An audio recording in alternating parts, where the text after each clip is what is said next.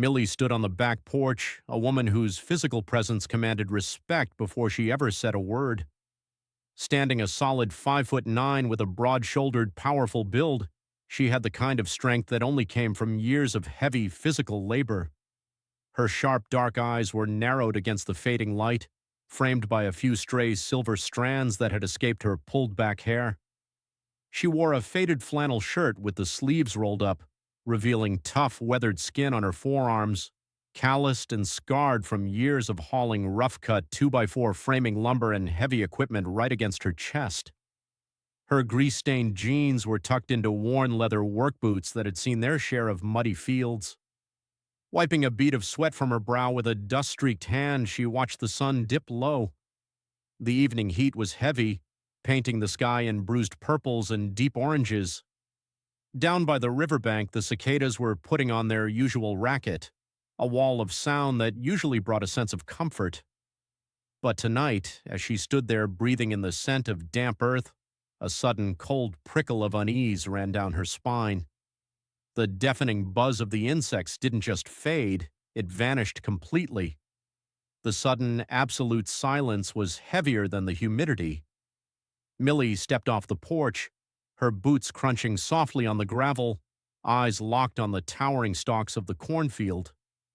Then came the smell. The sweet scent of dirt was choked out by a sharp metallic tang, like burnt copper and ozone right before a lightning strike. That's when the sky tore open. A low, subaudible vibration rattled the fillings in Millie's teeth and shook the very dust from the porch rafters before she ever saw the craft. Dropping straight through the bruised clouds came a vessel that defied everything she knew about structure. It wasn't bolted steel or riveted iron. The ship's hull was a seamless shifting mass of mirror-bright liquid metal. As it hovered 20 feet above the field, the ship's surface rippled like mercury, undulating and molding itself against the air pressure. There were no visible engines or thrusters, yet the sheer displacement of energy compressed the stalks flat into the topsoil, carving a perfect seamless circle out of the earth with mathematical precision. Once the craft settled into its hover, the fluid silver hull began to react to the ground below.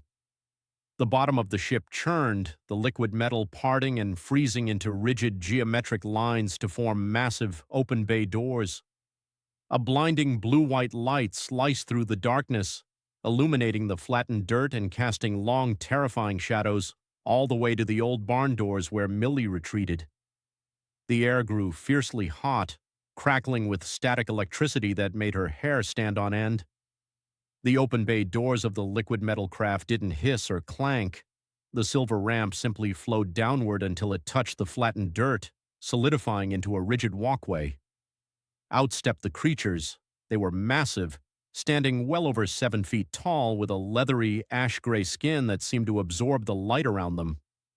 Their limbs were long and spindly, moving with a jarring, unnatural grace that made them look more like praying mantises than living folk.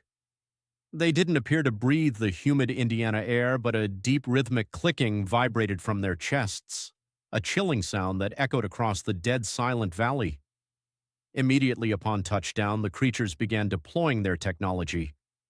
From the center of their elongated heads, narrow slits opened, casting out sweeping cones of piercing blue-white light that moved with mechanical speed, systematically mapping every square inch of the landscape. Inside the barn, Millie didn't dare peek through the cracks. She pressed her back flat against the dirt floor behind a stack of heavy oak pallets, keeping her head tucked low. She could see the terrifying reality anyway. The blue-white light was so intense it sliced right through the gaps in the weathered barnwood, casting long, sharp beams across the rafters like glowing blades cutting through the dark.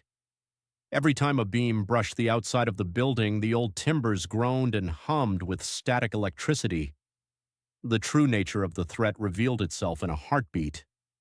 A stray barn owl, startled by the hum, took flight from the high rafters and panicked, swooping out through a broken window pane into the open night air. Through her hiding spot, Millie didn't see the bird hit the light, but she heard the sudden, horrifying snap of energy, like a massive arc of lightning grounding out. There was no screech, no flash of fire, and no sound of a body hitting the ground. A second later, a fine drift of gray ash floated inside through the window, settling silently onto the dirt floor just inches from her boots. Millie's blood ran cold. Looking up at the thin wood of the barn walls, she realized with absolute certainty